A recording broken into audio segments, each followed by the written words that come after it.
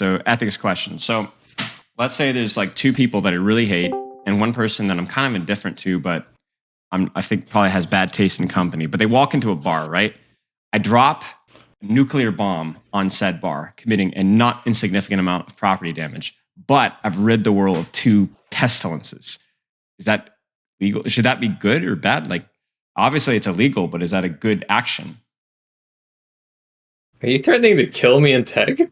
No. It's just more of an ethical question, just for fun. Teg, Varachi, you protect us. Targeted.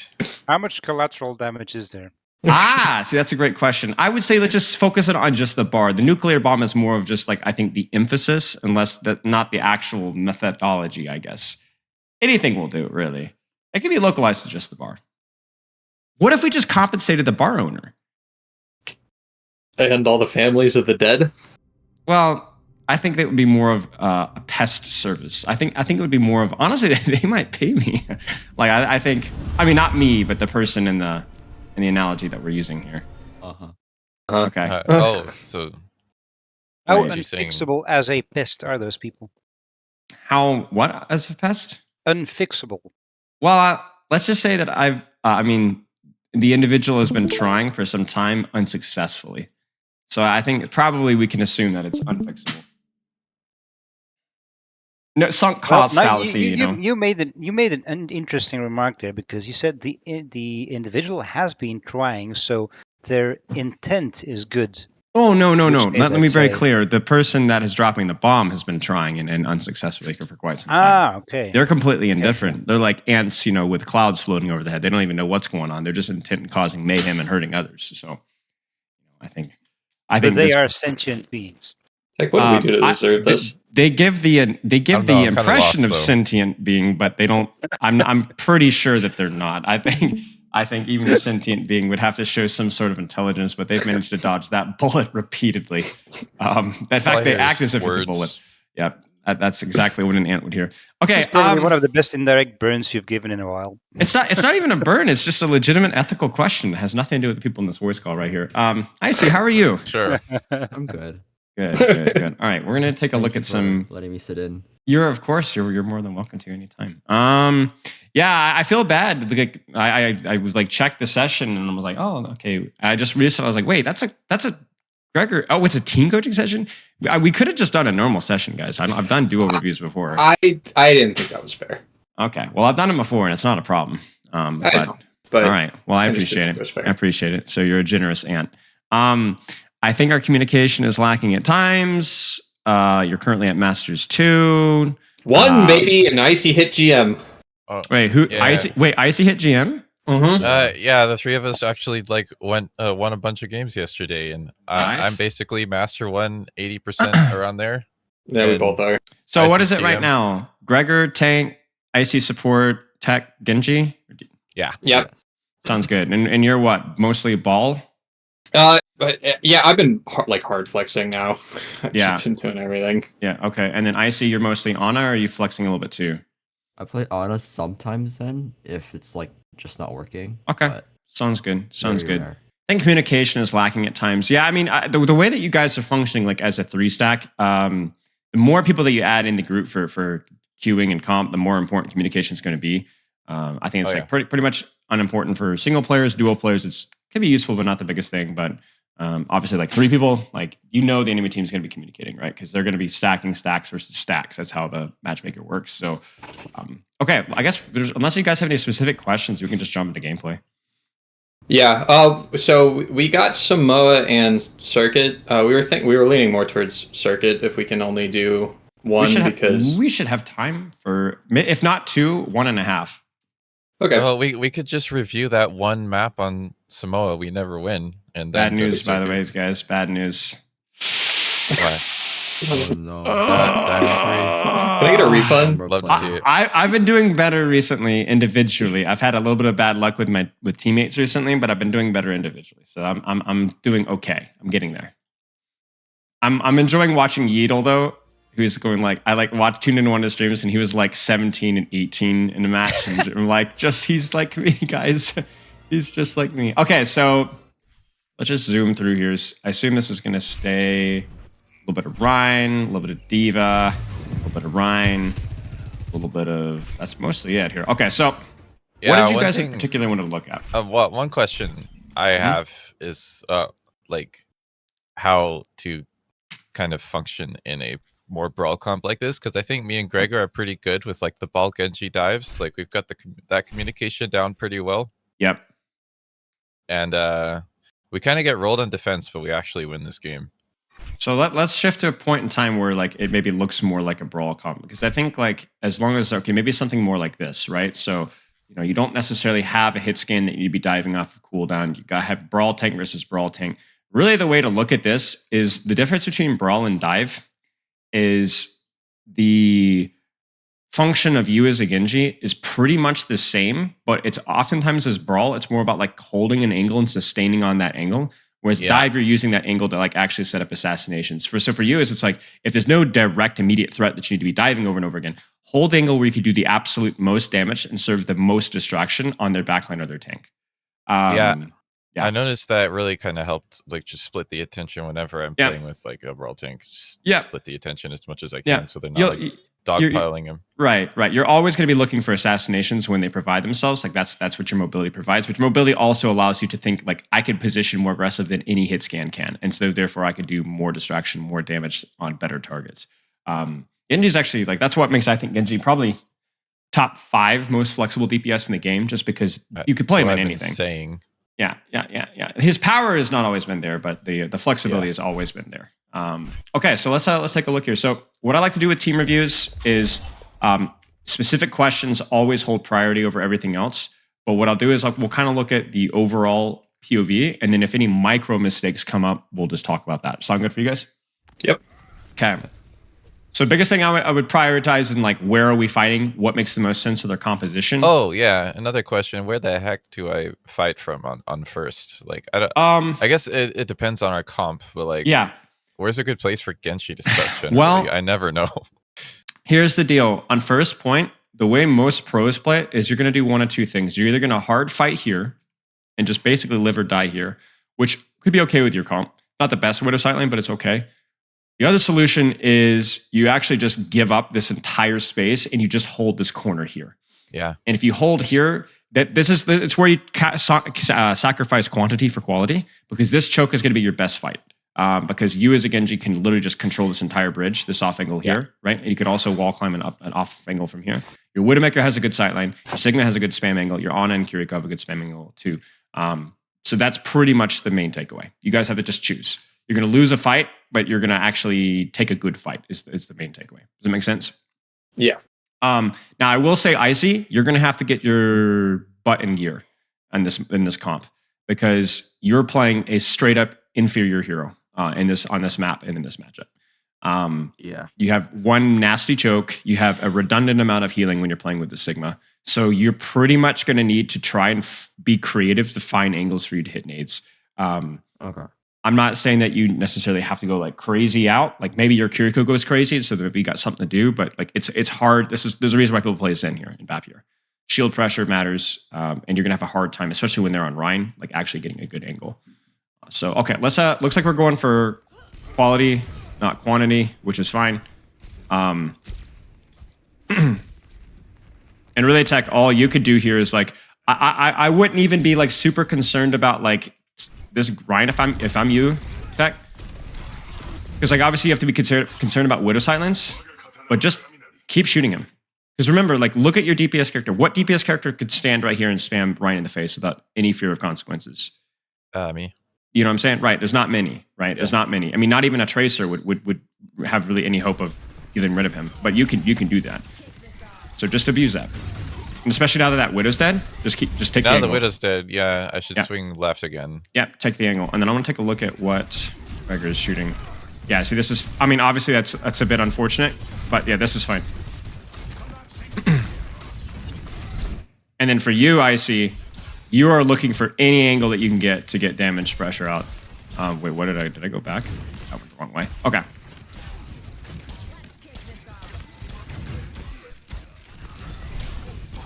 Like, do whatever you have to do to land a nade on this guy. Or on the Genji. Like, anything that you can do. You think he could Yeah, should've been swing more aggressive wide since left Widow as died well, here. since the Widow's dead? Yes, once Widow's dead, yes, you're now the sniper. Yeah. So as soon as Widow's dead, like totally ego this angle. Totally ego this angle.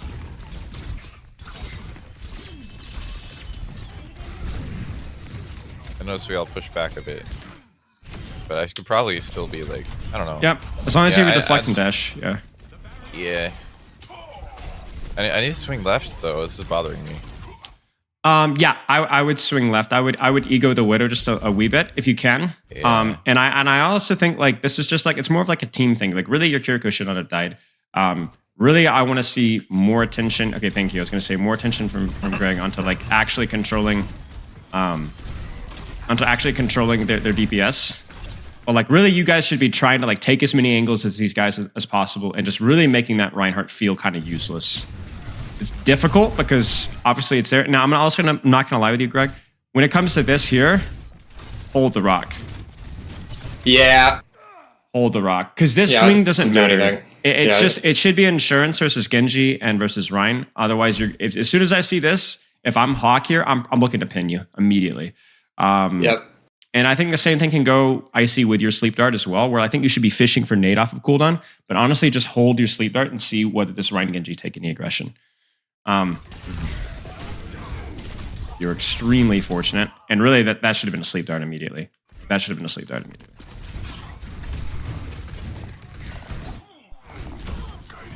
I mean, that was good. That was the right play. Yeah, that was the right play. That was the right play. But yeah, not having rock there, not having shield there, and then not getting the sleep dart off in time. The nade was fine, but was pretty much a throw here. Now, this is where y'all's comp is going to feel a lot better. There's a lot more breadth to the map, so you're going to have a lot more opportunity to go around Rein. So, obviously your Widow's taking an angle here, but really, again with a rock, right? Like even if it lands, meaningless, really meaningless.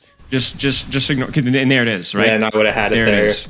Right, because he's doing that on purpose. He's paying attention to that. So this is good from you, Tech. Deeper you can go. And then also from Use Icy. So same thing kind of goes to the sleep dart, where like the sleep dart is really your insurance so that you can play aggressive. You see what I'm saying? Yeah. Because I want you to kind of be walking forward and like going like kamikaze mode here. Really like take some proactivity, but like hold on to the sleep dart. Yeah, it would be the same thing if you're playing into Doomfist. It'd be the same thing if you're playing to Diva. Same thing if you're playing into Winston. Even Ball, right? Like you wouldn't want to sit AFK in the back when they're on Widow. You need to kind of take a little bit, go a little bit in Rambo mode, right? But walk with it. So then right now I'm coming up with my CDs. Walk forward here.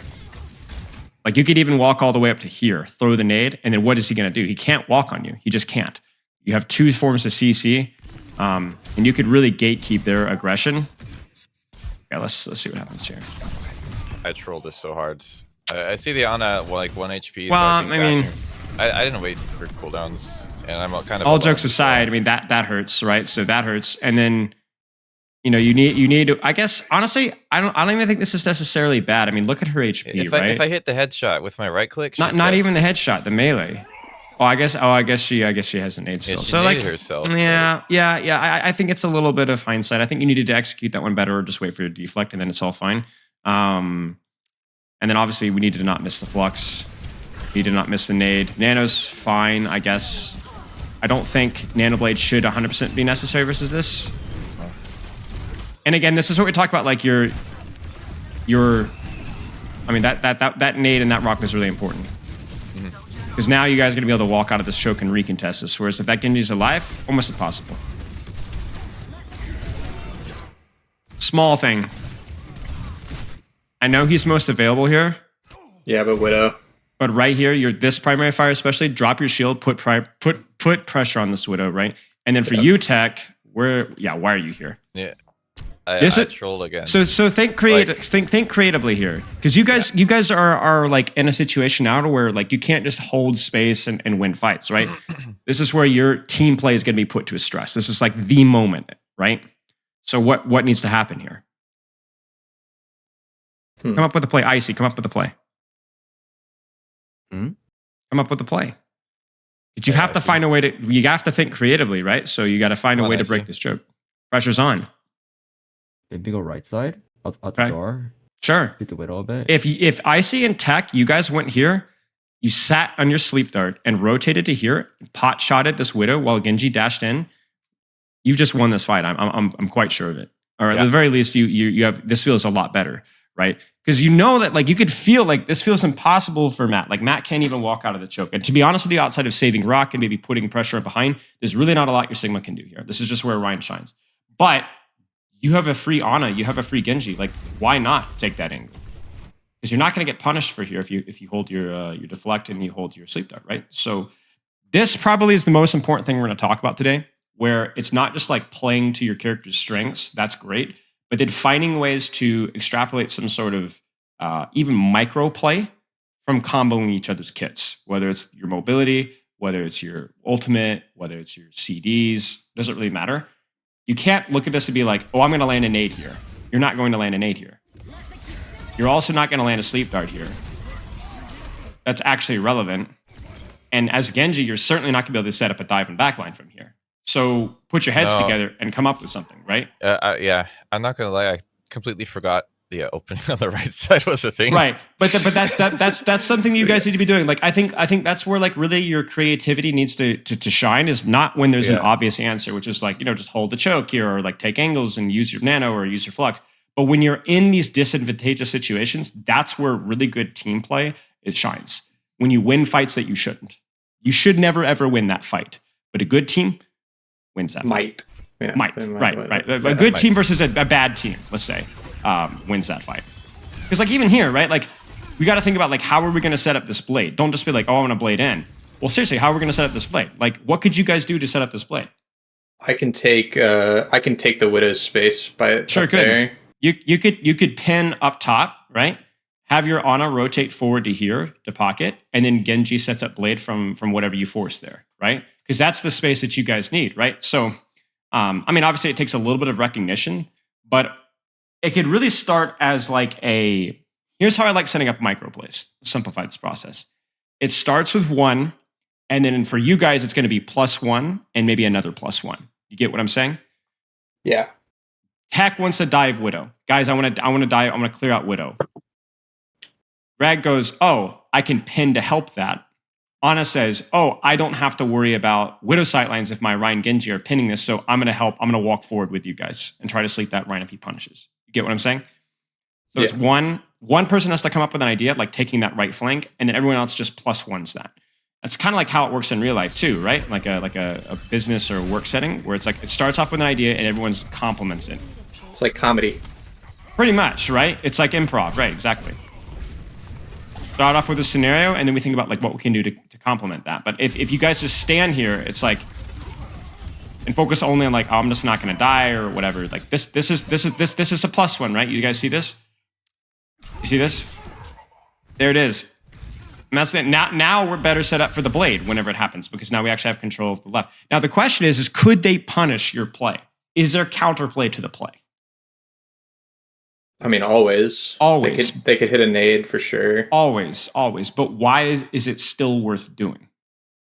Because otherwise, they're just going to eventually overwhelm us if we just sit there and not die. They already have the advantage, so we got to try something. Right. And what if they don't have the advantage? Is going for a +1, a 1+1 microplay worth doing? Yeah. Yes, still. I think. Why? Because otherwise, they'll go for 1, and we'll be on the back foot. What if they don't go for 1? Well, if they don't go for 1, I mean, I guess then it's just down to who like mechanically plays better, and we don't want to leave it up to that, right? Right. I the way I look at it is there's always a counterplay to the play, but if you make them counterplay to the counterplay is always harder than the actual play. That's the way Overwatch works, sadly. In most compositions, it's harder to be reactive than it is to be proactive, if that makes sense. So if you come up with an idea or a strategy or a play, there's always going to be counterplay to it, but it's going to put the burden on them to know the counterplay. It's going to put the burden on them for the Widow to save grapple and Venomine this left flank like proactively, and for the Ryan to be able to respond appropriately by not, losing the choke or what. It puts the burden on them to react properly. And the other thing is to pull out a Spyloism, is it puts the emphasis on timing, and it makes it a lot easier to execute. Because it's not a question of like, oh, did we time a pressure all together because we're just standing here and poking. when one of us does an action, we know what to do. We know to push or we know to take space. You see what I'm saying? It's a lot easier to have good timing as a team in a neutral when somebody's actually doing something. Does that make sense? Yeah, it does make sense. Because like there's a risk here that if you guys took the space up here, that this Reinhardt would just sit AFK for like 3 seconds and freeze, right? And that's a free advantage right there. Now, if that Rein immediately pinned in and then blocked sleep dart and then they responded perfectly, it might be a problem. But it's always harder for them. Always harder. And there's a real risk that they'll have a couple members of their team just doing nothing. I mean, this is just a classic tech, you know. Yeah, I wanted to take that bridge sooner. I don't know what I was doing. You just can't though, right? So you just can't. Like here, right? Yeah, I wanted to be up there, but you can't. Yeah. Respectfully. It's too far. Like the line, right? You're right. Use another spyloism is here. So you need to find either you're gonna wall climb up here or you're gonna sit with Greg, right? I think either is fine, but you can't push beyond that because your team won't be able to survive. And there's dash, there's deflect, and then now you're not doing as much damage as their Genji is. So now Matt might actually have to back out. So yeah, and there it is, right? Sure. There are some plays that you can't, you know, set up. I think that's one of them, right? Shatter's just, you see it, you go for it.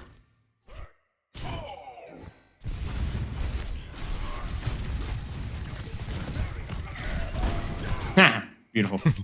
MTD.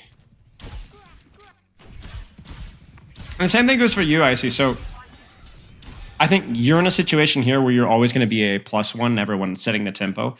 But you could see there's different points of different maps. Like I think even second point, right? When you had like control of this position here, you could definitely go for, I want to go for a flank nade, right? That's something that where you could option. Like I know it exists, but like in the moment, like I don't think about to go that side. Yeah, because it's easy to exist in homeostasis, right? It takes ownership and like self-awareness to be able to go for something like that. But I think that's a very important skill to develop, right? Mm-hmm. Much easier to just exist and, you know, not die. Boosted support player. Pretty much. And there's just no way that this is going to work. I mean, I think like I just don't see any way that this can work because I think at least 2 members of your team are outside of this fight, to be honest with you guys. I just don't see this can work. It's not working. I'm the one, to be fair, I'm the one who called for that. Yeah. I saw something. Yeah, well, let's see what you saw. I mean, Liana, and then I didn't, like, I went in without deflect. I wanted to have deflect there, but it was on like 1 second cooldown. It was kind of unlucky, and I think it was too Why early. was it on 1 second cooldown? Because I wasted it. I still think you're holding space that you can't control, to be honest with you. Okay. To be honest with you? So okay. Generally, that's just a bad place to hold. Well, no, because what happens if we put Icy and rotate Icy all the way up to here? Easy. You know what I'm saying? Actually. Absolutely, totally reasonable, right? Because like there's always a fat kid, right? The fat kid is always like the strongest person on the battlefield, right? Like they've always got the super strong abilities and they're really, really powerful. Nobody wants to mess with them, right? That's Ana, right? There's always the person in the back who's slower, right? So just move the old grandma and all of a sudden this becomes reasonable, right? Just move them up a little bit, move them up. And then all of a sudden this becomes totally fine.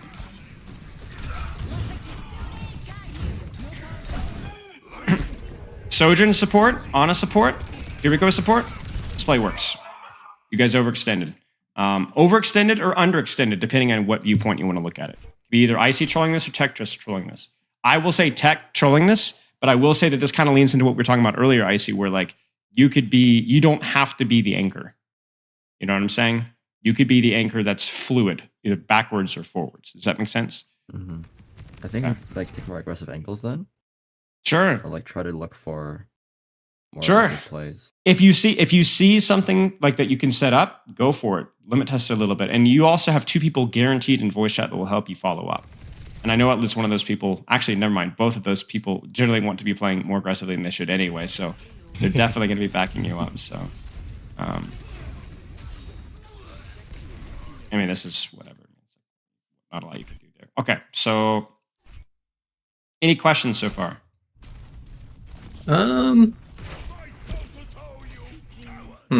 You've been quiet this whole time, Gregor. Yeah. I mean, I've just been thinking about it. No, I don't think so yet. So what I'd like to do is I'd like to put some emphasis on the microplay. And I'd like to put some, obviously we'll go over like the basic fundamentals as necessary. So like right here, for example. So this one actually, that's what was going on. Okay. Yeah, they were doing a minor amount of trolling. I see that, yeah. So, I mean, okay, maybe we just win this.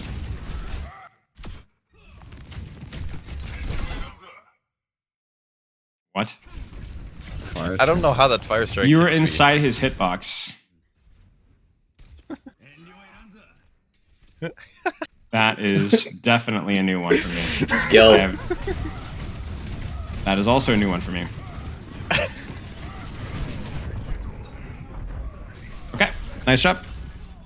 Let's take a look here. So let's actually get to a point in time where things get a little bit hairy, which is going to be right here. Okay, so microplay here, right? So you could just play and control positions and control sidelines. And when I say microplay, it doesn't always have to be aggressive.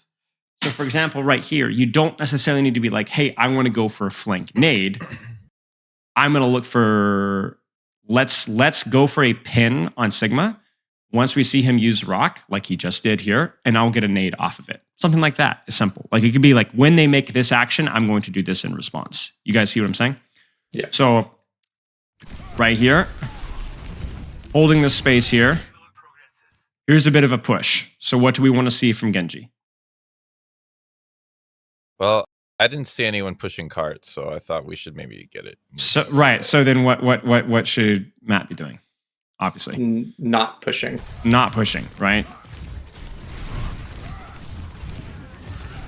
Because this is what I would describe as like inoffensive, fine, because you guys are just hitting more shots than they are, but you're still down one. You're still down one. Because even though you're technically, you got to pick, your Ana, your Zen really don't have good silence to follow up. So you need to be really careful. Now we're good.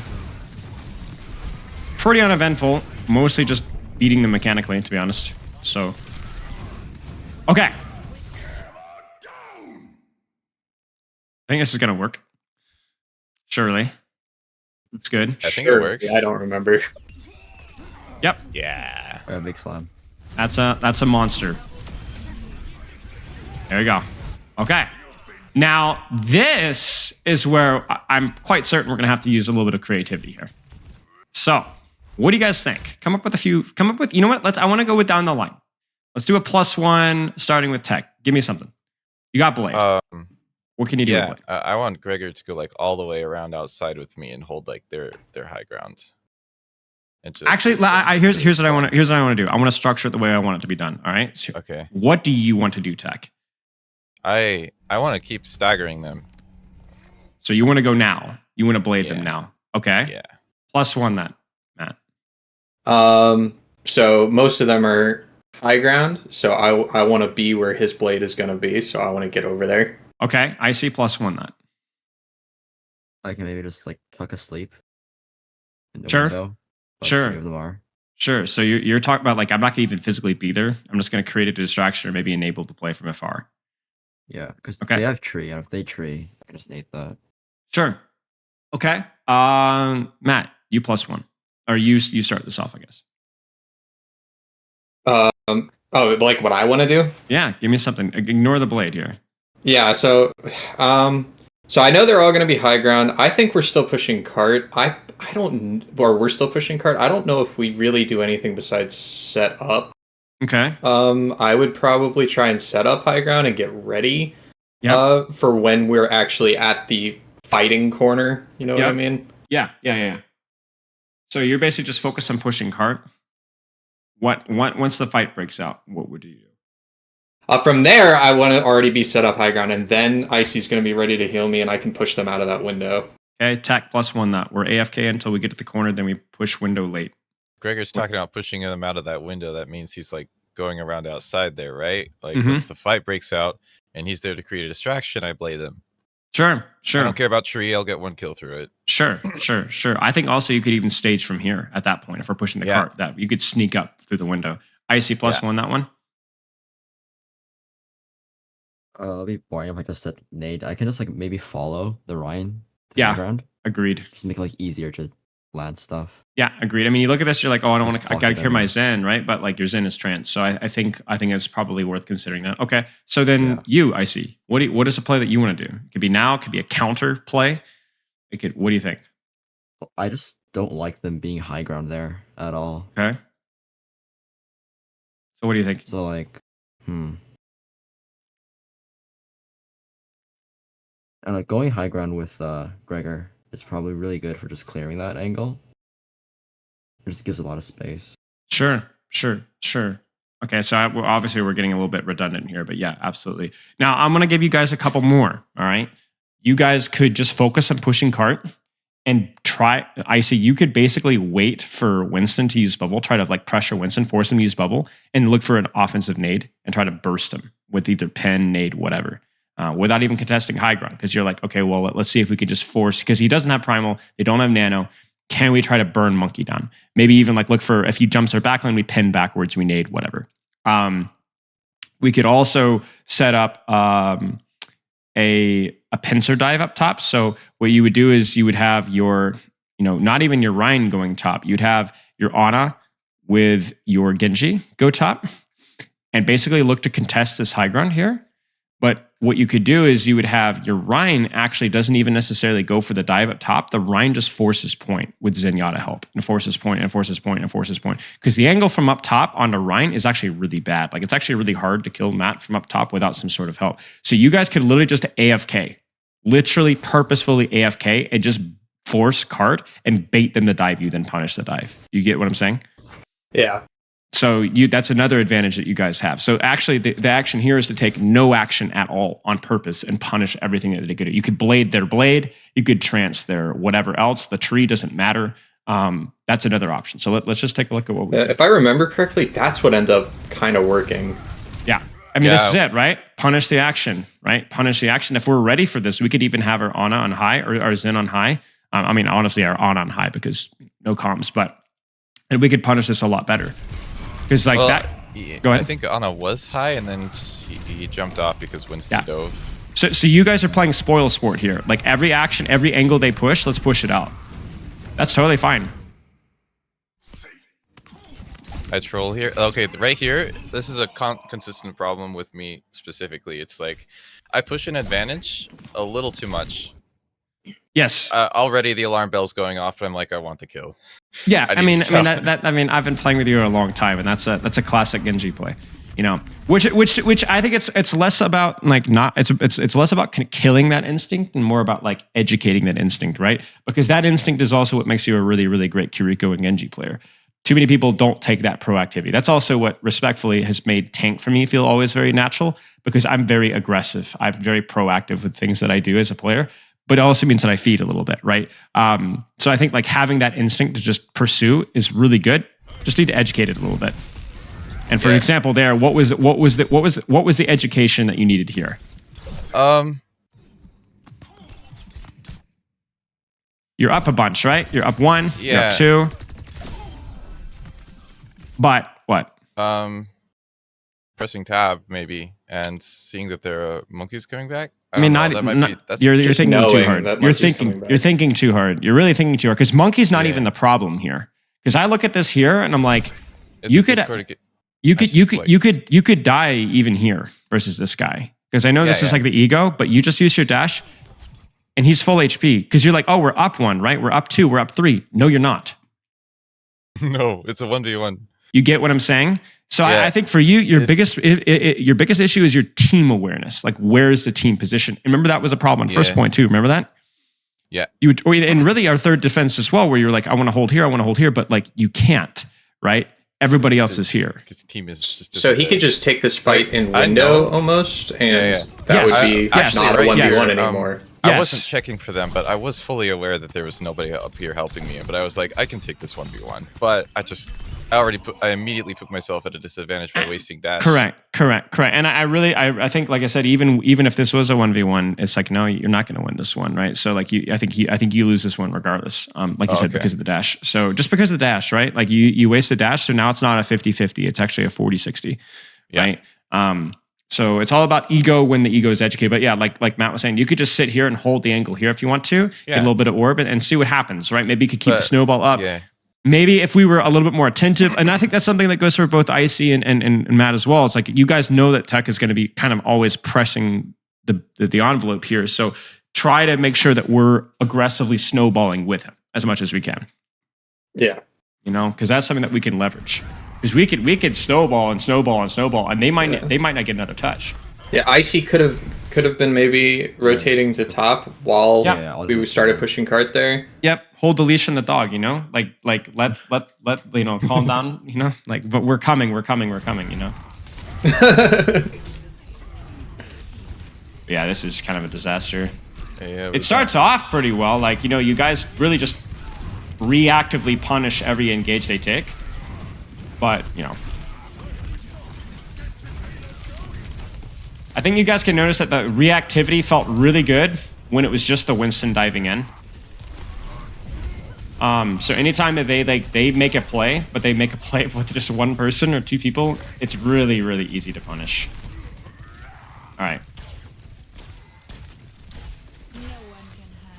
Infocytes. That was bad. yes, it was bad.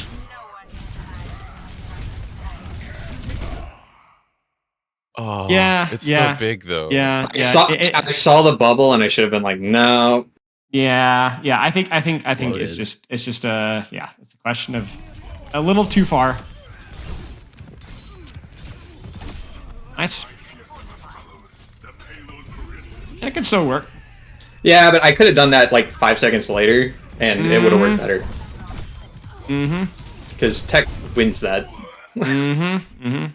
Okay, Diva swap. Let's take a look at this. Probably the best tank versus this matchup, and on this map, I think. I like this choice.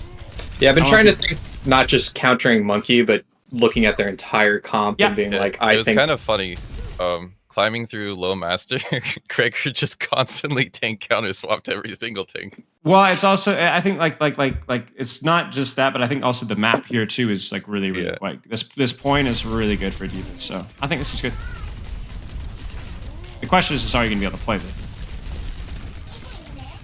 Like for example, right now you need the experience to know you're pulling a bit of a tech here, right? Where you're like, look at this, I'm winning the 1v1, like right? But remember what's behind, right? Like this is not the best position. And honestly, you getting bubble forced is already a W. Yeah, that's already enough. Drop, matrix out, focus, clear out, you know, get rid of this Genji, re-engage, and then their monkey's going to be sitting there with egg on his face. He's got nothing he can do.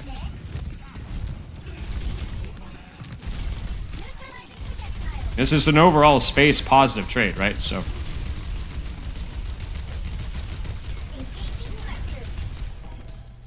patience. Now, Icy, come up with a +1 here. I can wait for the monkey to jump in and sleep. Sure. So you're basically all focused on punishing monkey, right? Okay, seems good. Tech, obviously, Nanoblade, right? Yes. I guess this one is probably not the best one to look at because we're using a Nanoblade. Yeah. This is not good though. The only way this play doesn't work is if I get sleeped. You get slept. We need Diva help here. Yep. And there it is. If that's me on Ana, this play is this is over. No. Sure. No. Definitely.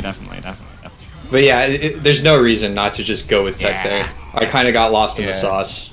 That's fine. You know, I didn't even think about. Okay, so that's good because like I don't even think about Gregor being on Diva is actually huge to like eat all the cooldowns that can. Or Winston. Or Winston, right? Even Ryan, right? Even Ryan, like obviously like not where the Ana was positioned there, but you guys could legit go, hey guys, we're setting up Nanoblade. Greg like goes on a hard flank on Ghost and just pins, you know, and then starts to walk at the Ana. Like she's gonna have to. She's gonna sleep him. She has to sleep him, right? So or at least try to. So.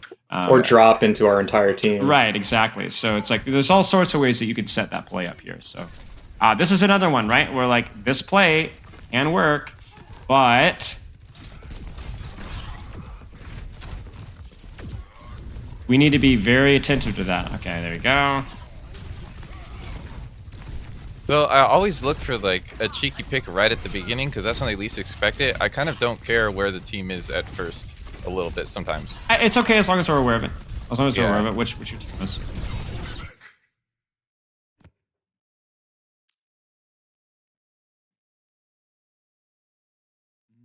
Just honestly, it's just too passive, really, from you, Icy. I think this is. I mean, you look at the level of aggression from here and from here. You have a totally free rotation here. At the very least, if we're going to be using this, right? If we're at the very least, if we're going to be going for like tech inting here, this is a totally free rotation to right here. Totally free. Use it. Because there's a lot of space created from this right here, and even like getting penned here, like this is a lot of space coming off of this, right? So utilize that. But instead, that like we're not in a position to do anything. See this? So it's not just about like brainless like aggression, but like calculated, well-timed aggression more than anything else. Does that make sense? Yeah. Like take your tank or your DPS feeding as a time for you to do something. Good. Nice. Nice. That's a safe as a thing. I mean, you weren't expecting the counter pin, right? So you aimed where he would have. Nano was bad though. Yeah. You aimed where he would have been. It's okay. You guys got Nano out in response.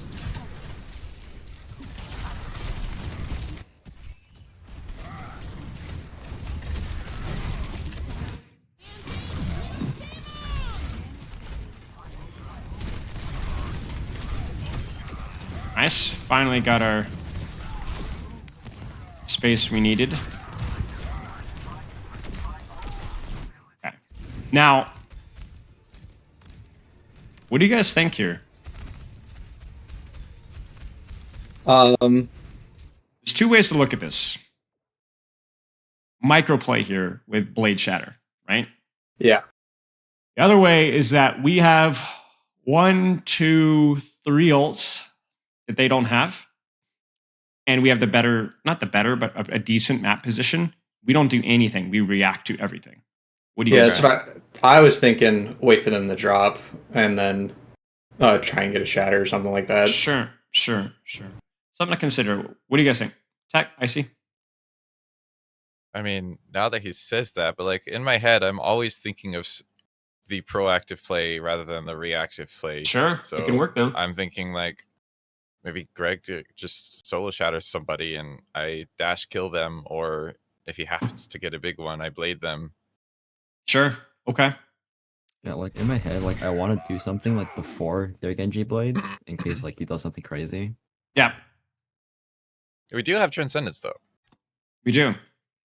Yeah, but We do. I'm kind of split from. But at this point in time, like, why not go for there's your angle here Yeah. for nade. I mean, you could legit, like, I'm not even joking. You could go for a sleep shatter here. Sleep Really, shatter that's nade. true. Walk that forward. I didn't You- think about that. Yeah. It's like it's like, and you probably, it's a lot harder to think of it in the moment, but like you need to, like, the team that is more able to utilize the map is going to win this game.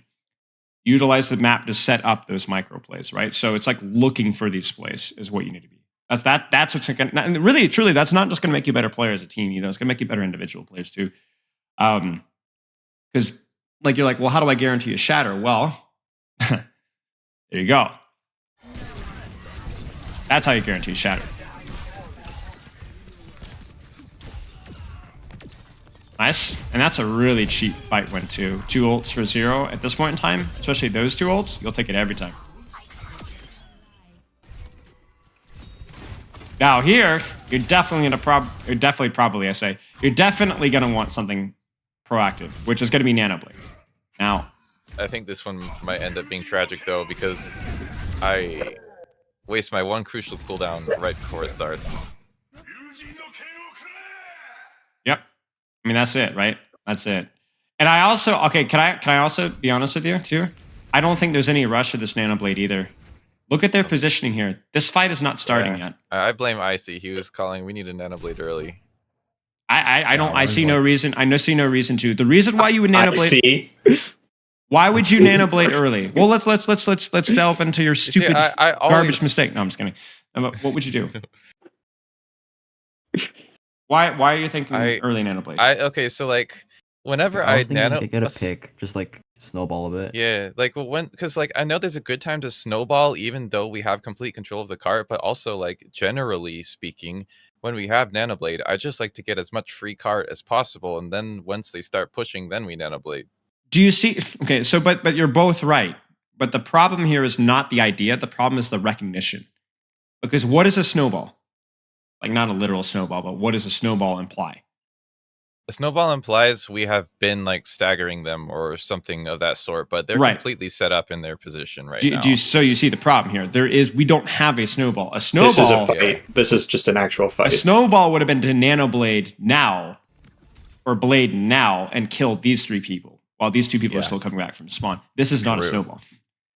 So a snowball is fine. Faster.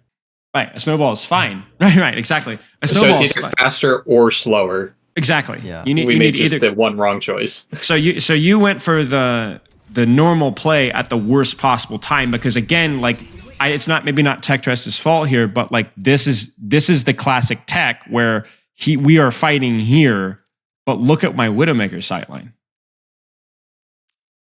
It's got nothing. Nothing. Look at my Ana sightline. Look at my Zenyatta sightline. I mean, really, even Matt can't really push really anybody here. Hart, besides maybe a little bit of trade on the Rhine, right? So, yeah, the deflect is the micro play here, but the macro play is that there's no follow up here. We can't push with this blade at all. We can't even spam off of this blade. And so it was cooked. And ironically, like that's the only person who could have died on their team is the one who died.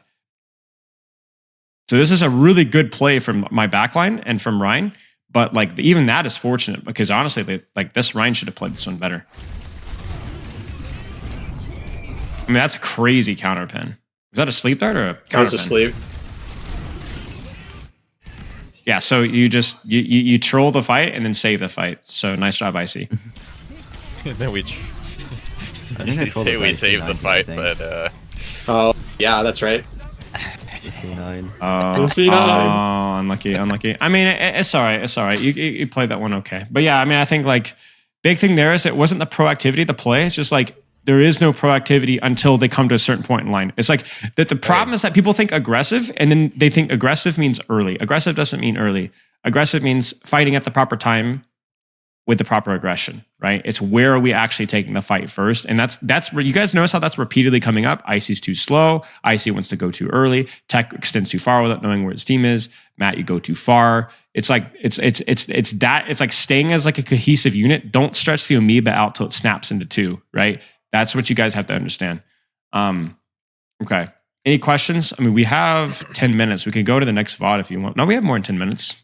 We have plenty of time. Do you guys want to keep going? Yeah, I mean, I think we should finish out this map, and then if we have time, we just wanted to look at the lava. We should have time. Or is it the lava map on Samoa? Yeah, it's the lava map on Samoa. It's like we never win that one. We should have time. Honestly, I see. I fell down because of the Genji. Yeah. Honestly, though, that CD use is like going to give me hemorrhoids. Not sure why that was my disease of choice. But why? Why would you save it?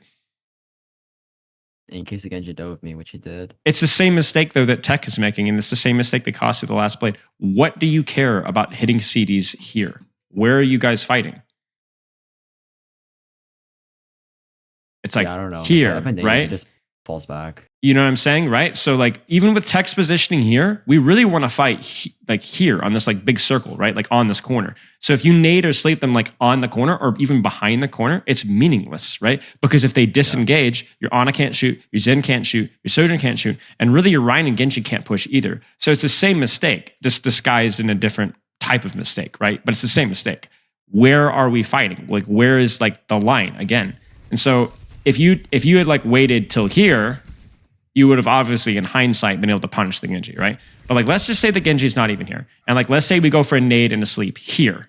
You see this? Like now would be really good. Right? Now, even if you did die to Genji, this Rhine dies. You chain sleep into sleep dart. Maybe you nade the Sojourn or nade the Rhine, whatever. But you see what I'm saying, right? It's the same mistake. It's the same mistake. Crazy that actually works, though. Oh, it's unfortunate. I think it's just partly mechanics from your backline. I think 100% should have won that one. Okay.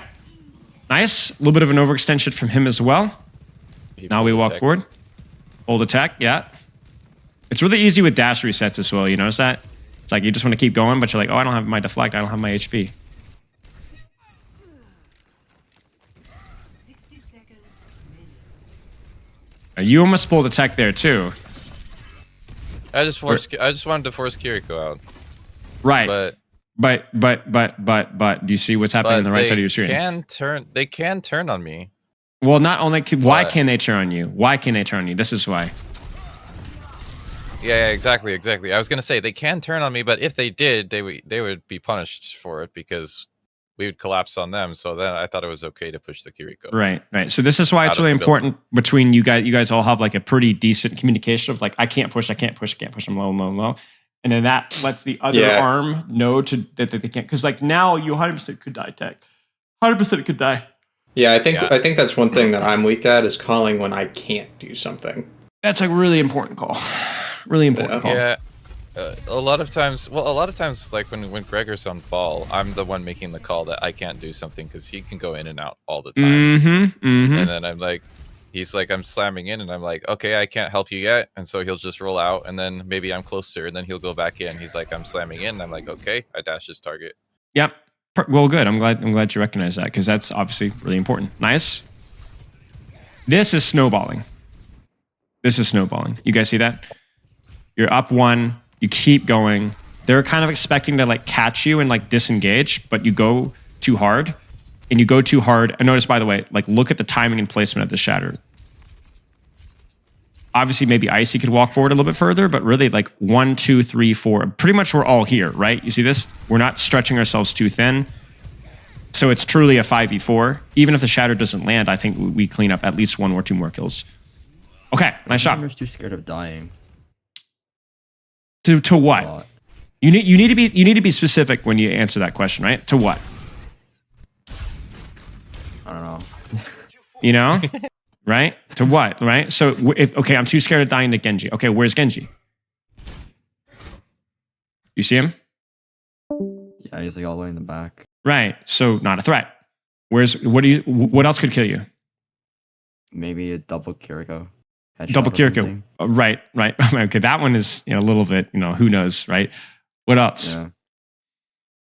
Reinhardt walking in. Reinhardt walking in. So how do you prevent that from being a problem? Does that mean like Gregor would be dead already? Well, maybe he just shatters, right? Maybe he just shatters. True.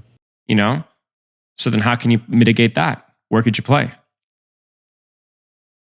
Maybe the high ground stairs, but like you could rotate maybe here or rotate here, or maybe just playing closer to the wall, right? So I guess what I want you to try to do is when you're like scared of dying, don't be vague. Be specific with what you're scared of dying to, and then mitigate that by positioning around it, right? Or simply going, oh, I'm scared of dying to the Genji, but the Genji's across the map. It doesn't matter now. I can do whatever I want. Does that make sense? Positioning is just like I have like vague spots on the map where I'm like, this is aggressive. This is like a safer angle, I guess. Like I don't really think about if I can get punished at the time. You guys, have you taught him the gospel of dynamic positioning? No, we mostly flame him for being a boosted support. But Yeah. Okay, let me actually send you something icy. So when you're like, you're bored and you want your eyes to bleed from, boring videos, let me send you 2 things really quick here. I actually did one on Ana very recently. One second.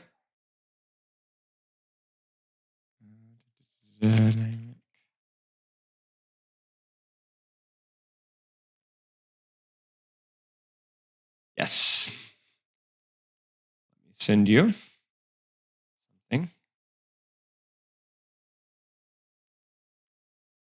There you go. Positioning is contextual. If you're vague with your positioning, you're going to die to crap that you shouldn't have died to because you weren't tracking it. And you're going to miss offensive opportunity because you're not paying attention to windows when you could be aggressive.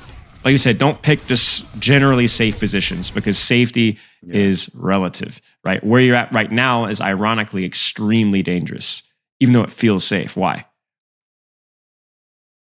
I'm just like out in the open, no cover around me. You're out in the open, no cover. What else? Look at the enemy comp. Look at the ults. Look at their positioning. Yeah, they have a lot of stuff that can just kill me. Right. Nano Blades, Sojourn ult, Shatter, Kitsune Rush. All of these are problems with the current positioning. So you could do one of two things. You could go and hide and make a play where your risk would be high, about as high as you are right now, honestly, but your reward would be higher.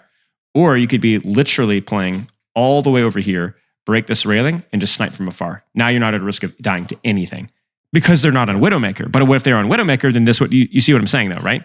Positioning is complicated. You got to factor in. And what I would do is I would simplify by prioritizing like what your biggest threats are and like just focusing on just that. So like if you don't want to Like play that. on 7 different variables, just focus on one. With that close angle, it feels like so much more dangerous than like where I am now. Like It feels it, It- but your brain is lying to you. Your brain is like, I mean, in a way, like over there, it is more dangerous, right? It's just there's more reward to being there. right, Like, right. Well, it's contextually more dangerous. If we removed Kitsune Rush, if we removed Shatter, if we removed Nanoblade from the variables, this would be safer, right? Oh, I was talking about the behind angle. No. I'm agreeing with you. Like this would be Okay. safer if they didn't have Okay. this, right? But because they have those ultimates, this is no longer safer than this. You see what I'm saying? Mhm. So that's you're at like a level 1 understanding of positioning where like distance good, some cover good, that's it. But all of a sudden that distance, even if it's like this much distance, is meaningless into all that they have right now. You're just a dead body at this point, right? So this is when in that context, this is actually just if not as safe, maybe even safer, Okay. or playing here is a lot safer. Where you actually have to go to the opposite extreme, right? You have to learn the exceptions to the rule now because ults matter, right? Like let's put it this way: if you're playing into a Widowmaker and you're in silver, you might think that this is a safe position because you saw ML7 do it once, right? But you're playing into a Widowmaker. Is this a safe position? No. No, not at all, right? Why? Yeah. Because like she's really good in like long. Right, because what's safety for you as an Ana? Usually sightlines and cover, but sightlines are now something that the Widowmaker dominates. So you need to adjust your positioning accordingly. So a position like up close here, which normally might not be safe because it's too close, is now actually a lot safer versus the Widowmaker. You get what I'm saying? Okay. So they won't have like 2 DPS who can like be aggressively forward because their widows are all always in the back. This is me just like using deflect before the nano blade again. I need to stop doing that. It works this time, but like, what am I doing? It gets value. Let's not lie here. It gets value. You have a Sojourn, Kiriko, and Ana staring at you, right? In a True. Kitsune Rush at the middle of the fight. This is great value. But is it worth the expense when you know what you're about to do? Yeah, that's the thing. You know? It's like I need to. If I'm going into Nanoblade alone, like I've done like 2 other times, I need to have deflect available for the sleep dart. Right. It's not a question of like, is it valuable? Of course it's valuable. Even deflecting in front of the enemy Rhine shield is going to be technically valuable. It's just like, what do you lose at that? It's the opportunity cost. Yeah. Okay. Let's keep going here. You guys have another code here, Samoa.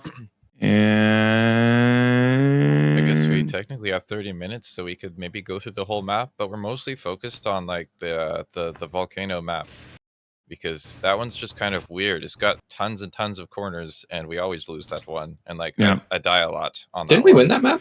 We did win the map, but so the bad news is technically I only have 15 minutes because coincidentally the next so it's an hour and 15. Okay. And normally I would go over, but I have a team coaching session after this one, so it's an hour and very 15 too. Give me 1 second.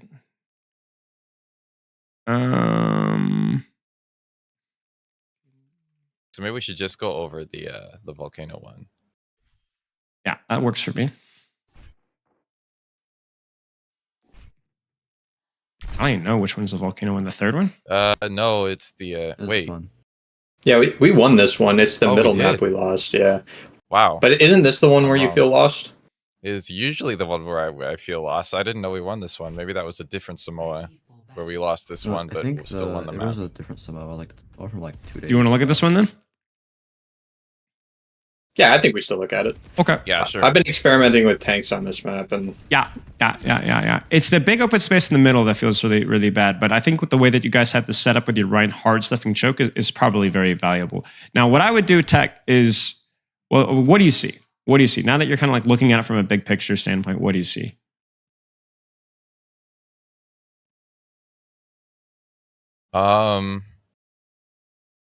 First thing to highlight is like positions that aren't important. What are positions that you can pretty much ignore, like are not good for your character?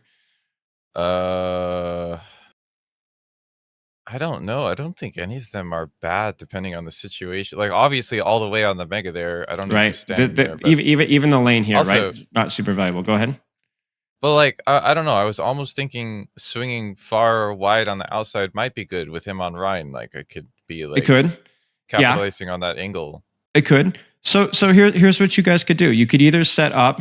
There's two. You guys have to decide on which way you want to approach this. There's the first one, which is you want to swing your back line this way so that your Genji can kind of control this angle here and control this flank here, right? The other option is what Tech is saying, where you actually have your back line more rotated this way, and you actually swing to rotate. And actually, what you do is you collapse this direction, and you send their soldier to rotate this way. And so basically, you let them control this entire side of the map, but you control point. But also, if we can get there first, I kind of like the circle in the back, where the queen is, but like that whole area. I like controlling this area first. I think. Yeah. I think that can be really good. So I think the big thing for you guys is just going to be like, let's especially if you're playing Rhine, right? Something that can confirm, clear out of space. Think of it as like sweeping. So you want to like sweep out one flank. Whether that's the Rhine controlling main while everybody else sweeps, or whether it's the Rhine actually sweeping with you. And that could be either far left, or, I mean, obviously depending on where you spawn, or it could be far right. Because if you guys meet, like, let's say that you guys rolled out top here. This Genji's gone. This queen is gone. And then from here, Greg can go to point, and then you can actually swing your Genji on a flank, or you could swing your Ana on a flank. Does that make sense? And I think, yeah, you can. You can actually put your Ana up here. Yeah, you can. Yeah, I was thinking about that, actually. Yeah. Now that I look at it from like a larger POV. Yeah, I think the worst thing you could do is do what you guys are doing, respectfully, which is stay over here. I just think your sight lines are really, really quite atrocious. That's why, I know. And that's why I keep dying on that map, because it's like, okay, so I'm Genji. I kind of want to play these corners and poke them from here, right? No, because there's like no sight line for anyone to help me. And what ends up happening is they utilize this left flank because they actually took an angle. They actually use this angle to dive backline, which is exactly what we were thinking about using from here. And then obviously if we had met them toe to toe, I think we would have been good to go. But like that is terrifying. And then now, even though it's like, oh, we lived, right? We lived, but at what cost, right? Like now, Matt is totally isolated. And really, the other bad part about this map is that like when you are on main, you can't properly support right flank. You can't properly support left flank. Sometimes it's even hard to support main. I do think you need to be creative here. Because like, look at what your poor Sombra is. Like your poor Sombra is going to get no help there, right? And also Tech simultaneously is going to get no help on the right side. So it's like both of your supports, and this is a new map, right? But there's nothing that you can do. Like you can't help either side from your current position. And I think this is where like that whole dynamic positioning thing comes into play, where like you need a little bit of proactivity with your rotations and experiment a little bit more. Because any side that our auto rotates to immediately like doubles in strength. Yeah. So just pick a side, really, pick a side. Because you could brute force it, especially with it, Rhine.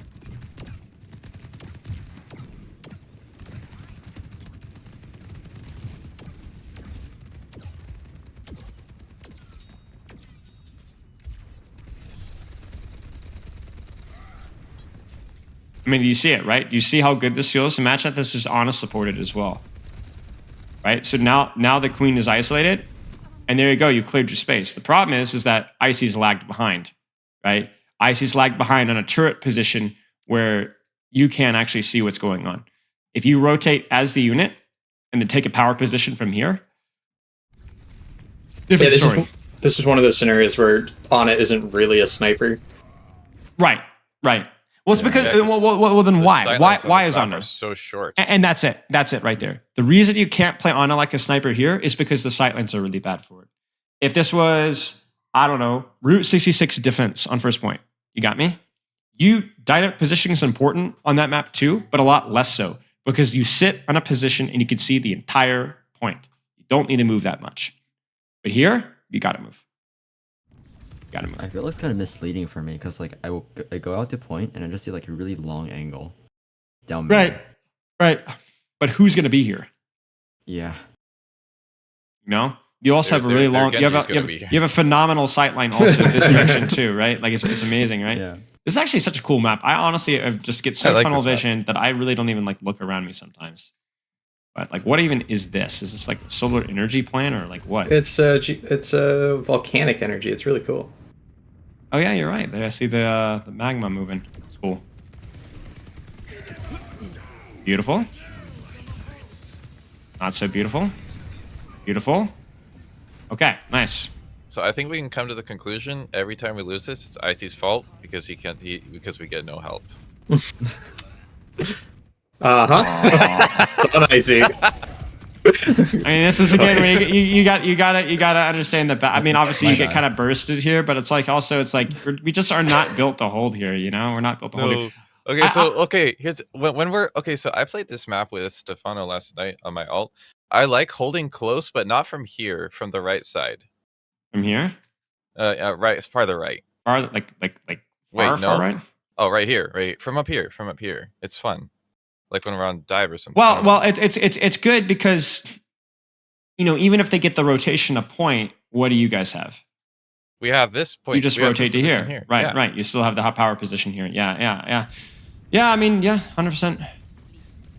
Just another one of those tech dress moments where it's like, you know, why are we there? Also, this has to be the worst fade, I think, probably of all time. That's a GM4 player right there. That just didn't go anywhere. Oh, no, it's me on Sombra, guys. This fade was really bad. We used like 3 ults and got nothing. No. We surely have Blade to save the day. I don't remember what happens because I thought we lost this anyway, so... Uh-oh, it's time for the reckoning. Disaster. It's alright, actually. I mean, yeah, it's alright because Queen died. Mm-hmm. She just like completely inted into us. Mm-hmm. Now remember... She thought she was Hanbin. She thought she was him. Because even here, right? It's just like you're pulling attack. You're pulling attack. Pulling attack. But I'm here to follow up on it this time. But you're here, but Bastion and Ana are not. So like I'm not saying that that's a rule that you can never ever break. You just have to understand there's always a disadvantage whenever you pull something like this. Always. Because you could look at this and be like, okay, this is really fat. But that's also the margin of error there is so small. Where if I look at this, if this BAP doesn't get shattered, they actually probably live this because he gets his regenerative burst off in time to save soldier. He die still? Probably. So that's what I'm saying. Is it worth the risk? Probably. I think so. I think so too. I get what you're saying. Also, like really, they weren't coming in anyways. I could have waited an extra 2 seconds and had the Bastion to just go. I don't even think it's necessarily a question of whether you should have or could have. I think what you did was fine. What I'm saying is that this has been understanding the risk. Exactly. It's understanding the risk. It's the same thing as like this is not, you know, a teenager driving without their seatbelt. This is driving 20, 25 miles an hour faster over the speed limit because you're trying to get your wife to the hospital kind of a thing, right? You know, you have to drive, you have to take maybe a little bit more care when you do something like that, even though you know what you're doing is dangerous because you feel like you have a good justification. Just be aware of the risks. Okay. Just be aware of the risks. Whereas this feels a lot better because everybody's here to support this. Genji's got an angle, Bastion has an angle, Moira has an angle. I guess, you know, once again, Ana has an angle. You know, this is where actually like the Ana angle is actually pretty good because this is very clearly where we're fighting right here. Right. These fights felt really good compared to the earlier fights. Yeah, 100%. Yeah. So there's nothing is set in stone. Is I hope what you take away from this for your positioning. Nothing is set in stone, and hopefully not your feet. What? As in, don't be stationary. He's a support player. He's only literal. Don't be stationary. And he's Canadian. Ugh. Ah, gosh, yeah. I visited your country. There was no cash prizes for visiting your country. I was grossly misled. I thought Canada, you were immediately greeted with cash prizes and gifts and song, but no, I got nothing. Oh, I wish. Yeah. Okay, so main takeaways here. Main takeaways. I would write these, but there's 3 of you individually, so I want to make sure that you guys take note of these on your own. So, what's the takeaway as a unit, as the 3 sucketeers? One of my worst. Obviously, Icy's been kind of sandbagging us with the positioning, but it doesn't matter anymore because he's GM and he can't queue with us. GG's. So I think big takeaways is like kind of plus oneing each other, always having someone go, I want to do this, and then Genji goes, okay, I got you. You know, it doesn't even have to be really complicated. It's just I got an idea and let's do it together. Right. You don't even need to communicate the way I'm going to support you. You just need to know that you need to support them. Like, I don't need to be like, hey, Tech, I'm going to dash it. I'm going to charge in with you. Just as long as Tech knows that you've got his back, that it doesn't matter. Like that's your business, how you want to support it. You know what I'm saying? That's not. Yeah, that's what I've noticed. It's really nice is that I can trust them to just do things. When I do things, I can just, I'm going in and they'll be like, I got you. Yeah, that's it. That's it. Okay, what else? Because that was probably the most important team one. That was probably the most important. How about individual stuff? Like, well, go ahead. Individual stuff is knowing. I mean, it's kind of like, I don't know, kind of a side thing, I guess. But knowing when we're snowballing versus when we're like starting a normal fight, I guess, and choosing between the two. Sure. Okay. That's I don't know. That's not really a big takeaway, but it's worth pointing out. Yeah, it's worth pointing out. Okay, what about individual stuff? Individual stuff, like what I'm doing, stuff I'm doing. Yeah, like just not making sure the team is with me when I push, but also on the times, half the times I was aggressive. Do you think that they could have pushed with me, or was it just bad timing from my part? See, I'm not going to answer that question. It's too easy. You have to decide, because some of those, I think some of them I think it was impossible. Some of them I think it was possible. So I think for you guys, what I need to do is also, okay. So is it good to have multiple proactive shot callers? Like I see, if whoever sees a play, call it first, and then everyone else plus one. Sure, you can. I think, but I think the best teams are the ones that have people that are multiple people fulfilling that shot calling role, and also multiple people that are also listening to. Yeah. Shot callers that also listen. Like you call, I want to push. Whoever sees a play, shot calls it. The other guys say +1 or I can't. Right.